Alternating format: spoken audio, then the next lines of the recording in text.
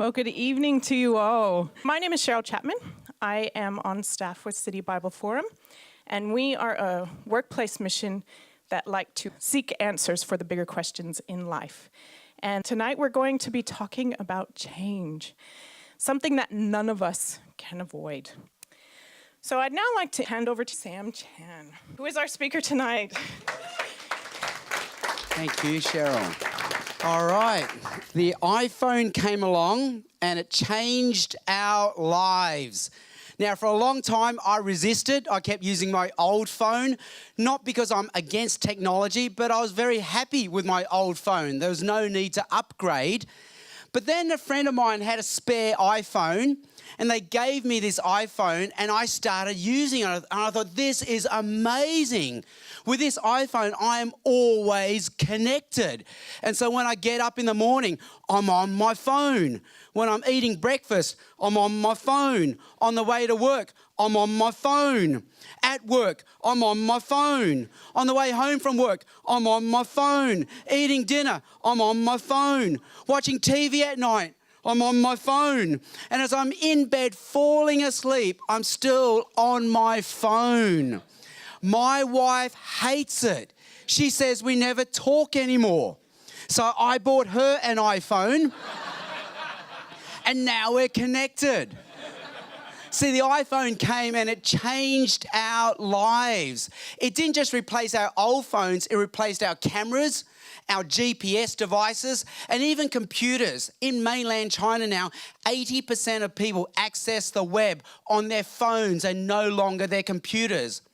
But at the same time, the iPhone has led to distracted driving, it's led to addictions, and it's led to people walking to polls while they're texting. And so it's led to some good changes and some bad changes as well. This is what philosophers call the double power paradox. Whatever has power to lead to much good also has the same power to lead to much bad. So change is all around us. How can we manage it for good rather than for bad? So again, my name is Sam. I'm married to Steph. I have 3 young boys, 9, 7 and 5. As you can tell, I am Asian. So I'm a geek. I love my gadgets. I love technology. I love change. But at the same time, I'm a theologian. I wear a cardigan by day. We theologians hate change. We have a love-hate relationship with change. How can we manage change? Well, what is change? How can we define change? Well, this is Peter Thiel. He was a co-founder for PayPal. In his book, 0 to 1, he defines good change, good disruption as this. It is to have a contrarian truth. It's to discover truth that no one else has discovered up until now. Or I like to say it's to discover a counter-narrative.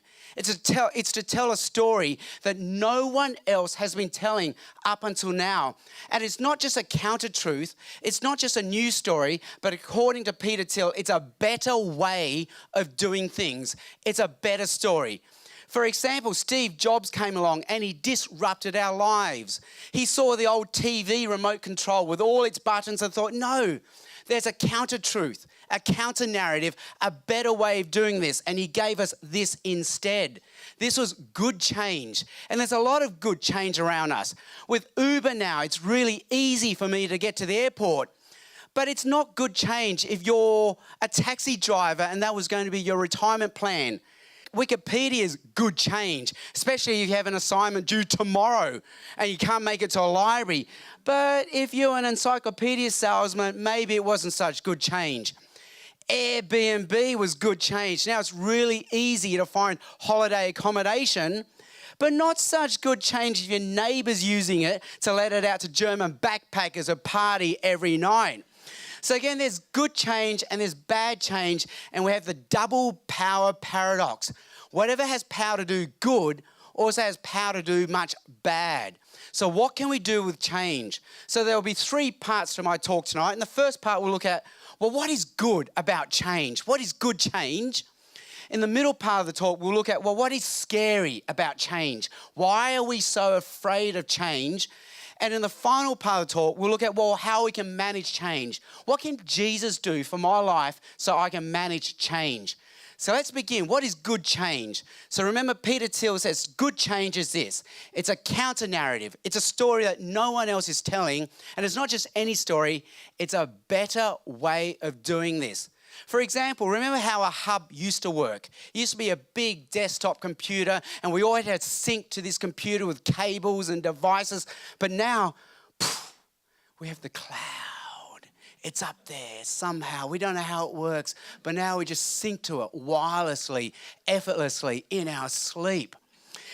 Take also, for example, the story of stomach ulcers. When I trained as a medical doctor, I was taught that stomach ulcers were caused by an acid imbalance, by stress, by poor eating. And so we would manage, as doctors, stomach ulcers by correcting the acid imbalance, by giving you antacids, and in severe cases, we would operate and cut the nerve to your stomach, which made your stomach produce acid. And in my father's case, he lost 1/3 of his stomach to cut out the ulcer. But as you know, 20 years ago, Barry Marshall from Australia discovered, no, stomach ulcers aren't caused by an acid imbalance, they're caused by a bacteria. And now you can treat it with an antibiotic, a tablet, meaning surgery was unnecessary. My dad didn't have to lose 1/3 of his stomach. That's a better way of doing things. Or take, for example, NBA, basketball, free throw throwing. It used to be an overhand method, but then Rick Barry comes along, all-time star, averaged over 90% in free throw throwing. He's in the Hall of Fame, and he used the underhand method, which apparently is a different way of doing it and a better way of doing free throw throwing. Or, so Wilt Chamberlain, who's this all-time star of basketball, he used to average 50 points a game. In one game, he scored over 100 points, but he couldn't do free throws. He used to average 30 or 40% for his free throws, which is way below average. So then Rick Barry said, go underhand, and he improved his average from 30 to 40% to 80%. So again, it's a counter narrative, and it's a better way of doing things. And Jesus himself, when he came along in the Bible, he had a counter narrative and what he thought was a better way of doing things. He said things like, the first will be last and the last will be first. Whatever we think is going to make us first in life will actually make us last. And whatever we think will make us last in life will actually make us first. And then Jesus also said, whoever wants to save their life will lose it. But whoever loses their life for me will save it. Whatever we're doing in life that we think will help us save our life is actually making us lose our life. But if we lose our life for the sake of Jesus, we'll actually gain life. That's a counter narrative. And according to Jesus, it's the better way of doing things. And the biggest counter narrative is a famous story that you probably know that Jesus told, where he said 2 men went to church. 2 men went to the temple to get right with God. One man was a very religious man. The other man was a tax collector, the equivalent of a drug dealer today. The religious man prayed this prayer to God like, dear God, I thank you I'm so good. I thank you I'm not like other people. I go to church twice on Sundays. I give all my money. I've never cheated on my wife. Thank you I'm such a good person. But the tax collector or the drug dealer, he prayed this prayer that says, oh God, have mercy on me because I've shamed you. I have so much dishonor in my life. I fall so far short of your glory. Have mercy on me. And Jesus says this guy actually goes home right with God, not the other guy, this guy. So Jesus gives us a counter narrative and a better way of living. It's not the story we would have expected. So that's good change. It's a counter narrative and it's a better way of living. So why are we so afraid of change? Well, this is Plato, and you probably know that Plato has a famous story about Plato's cave, it's called. And according to Plato, he says it's like this. We're all chained looking inside a cave, looking at the wall. We're all chained up facing this way, but behind us is a little bench, and on it are some ornaments, some flowers, and some pretty things.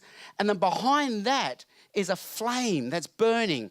And as it's flickering, it's throwing the shadows of the ornaments behind us onto the cave wall. And we're entertaining ourselves by looking at these shadows and how they're moving. And we're saying, wow, look at that. Isn't that amazing? Isn't that interesting? But then one of us, according to Plato, breaks free of our chains and we walk around and think, hang on, this is all this is. And it's just a fire, a little flame doing this. And this person will actually go outside the cave and go, hang on, there's a whole world out here. There's a sun, there's blue sky, there are mountains and trees and rivers and grass and animals. And this person will come back into the cave, tell the rest of us, guys, you won't believe what's out there. There's a bigger, better world. And according to Plato, do you know what we do to this guy? We kill him. Because we're so threatened by the thought of change. We have so much invested in our status quo. We don't want to lose whatever value, worth, and meaning we have invested in the status quo. A few years ago, my wife and I went to Germany for a holiday, and someone said, I've got all these old German marks. Take them with you. They'll be worth a lot in Germany. But as you know, we've had the EU, which was good change, no borders now, common currency. But bad if you had German marks, because now they had no value. That's the problem with change. It threatens to take whatever value we have invested into the status quo. We lose our value, worth, dignity, and identity with change.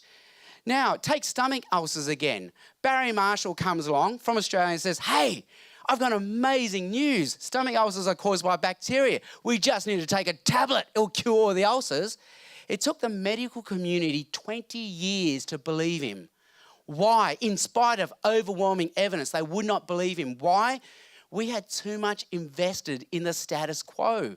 Our value, worth, and meaning was invested in the old methods of treatment, and we didn't want a new method to come along. When I was a junior doctor, we always took out gallbladders with the old traditional operation where we had to cut under the rib cage, cut through the stomach wall, go through the muscle wall, find the gallbladder, take it out, and then stitch you back up. It would take you 5 to 7 days to recover before you could leave hospital. Then these guys started saying, hey, there's a new way. There's keyhole surgery. We just make a few little holes and we take out the gallbladder through these holes, and then it only takes you 1 to 2 days to recover. You can be walking on the same day as the operation. And all my surgeons would say, nah. This new way, it's very bad, it's dangerous, it won't work. Why were we like that? Because we are so threatened by change. It threatens to take away whatever value, worth, and meaning we've invested into the status quo. Take Wilt Chamberlain again. He tried the underhand method for 1 year, and then he went back to the overhand method. Why? Because the underhand method just looks silly. It's called the granny throw for a reason, because your grandma throws like that, but not a professional basketball player. So he went back to this, even though he dropped his percentage from 80% back down to 30%. According to Malcolm Gladwell, we would rather be wrong and liked than right and not liked.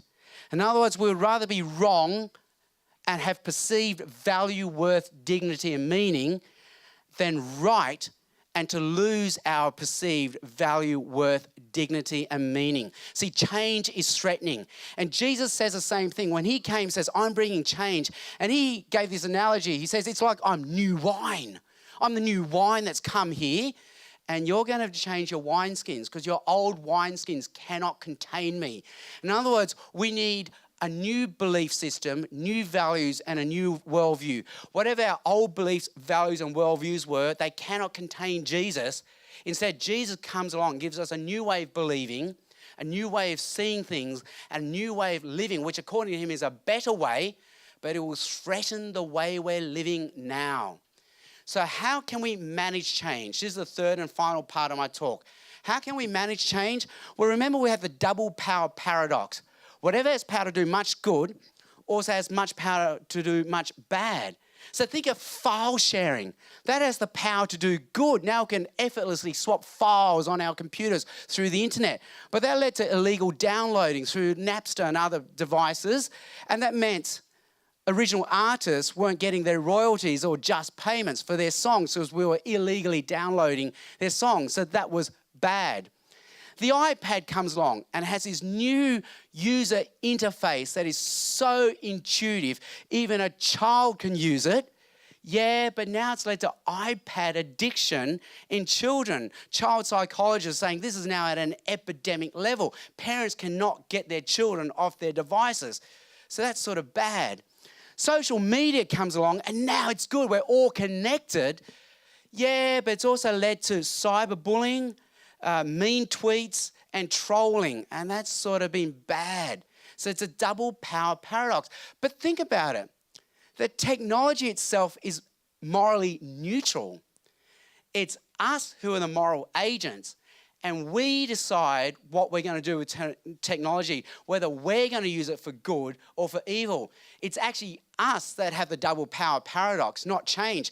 We have the capacity to do much good and the same capacity to do much evil with the change that we have. So how can we be good at changing rather than bad at changing? It actually comes down to what sort of moral person I am. So Aristotle says it all comes down to my motives and my character. Well, what should be my motives and character? According to Aristotle, we look for 4 things. We do whatever is true, whatever is good, whatever is beautiful, and whatever leads to harmony. So think about it. Illegal file downloading. Well, that wouldn't be true. That wouldn't be good. That's not beautiful. And it disrupts the harmony, the relationships we have with the original artist. Cyberbullying. Well, that wouldn't be true. That wouldn't be good. That wouldn't be beautiful. And that certainly disrupts the harmony, the trust that we have with each other. So that's a bad way of using technology, a bad way of managing change. So if we use this simple guideline, maybe we can be good with change. But now we have another problem. What is true? What is good? What is beautiful? What is harmonious? See, what you think is true, I might think is false. What you think is good, I might think is bad. What you might think is beautiful, I might think is ugly. Whatever you think leads to harmony, I might think leads to chaos and dysfunction. Who gets to say what's true, good, beautiful, and harmony? I call this the yellow bin, green bin problem. On my street, once a week, it's my job to take out the bin. And every week, I've got to remember, is it yellow bin or green bin? Yellow bin or green bin? And so what we do on our street, we all wait. We all wait for someone to put out their bin first. And sure enough, just last week, someone put out their yellow bin. So we all put out our yellow bins and it was a green bin night. We all got it wrong. See, even for yellow and green bins, we need an external reference point, someone who can tell us. If it's just left to us with our own reference points, we can get it wrong. And it's the same with truth, goodness, beauty, and harmony. We actually need an external reference point. If we only have each other, we might be misleading each other. And that's where Jesus comes along and says, let me be our external reference point. And Jesus says this, I'm the way, I'm the truth, and I'm the life. I am the external reference point we need. So he's the model to follow. He gives us the principles to obey. But more than that, if we believe in Jesus, he says his spirit will live in us. And he gives us the power to be moral, to be true, good, beautiful, and harmonious. So that's how we can be good at change, by having Jesus as the external reference point. But what about the change that's thrust upon us? How can we be good at managing change? Well, as you know, change is very threatening. Houses get more expensive. Jobs get, more challenging. We always have to upskill, and there's less and less job security because every year universities, as their business model just churns out more and more graduates who will compete with us for our jobs. Robots, automation will take a lot of our skilled jobs away, and whatever jobs are left might get outsourced to workers who can work for less overseas. So change is very threatening. So how can we manage all this change that's thrust upon us? Well, it all comes down to where we get our value. Why is change so threatening? Because if you think about it, we can always get another job somewhere, somehow. So it's not survival or just paying the bills that's being threatened. We're actually being threatened at our value level. What is my worth? What is my dignity? With all this change around me, What is my worth? What is my dignity? What is my meaning? What is my purpose? See, think about it. This $100 bill is valued at $100. But why? Intrinsically, if we just melt it down, it's just $1 worth of plastic.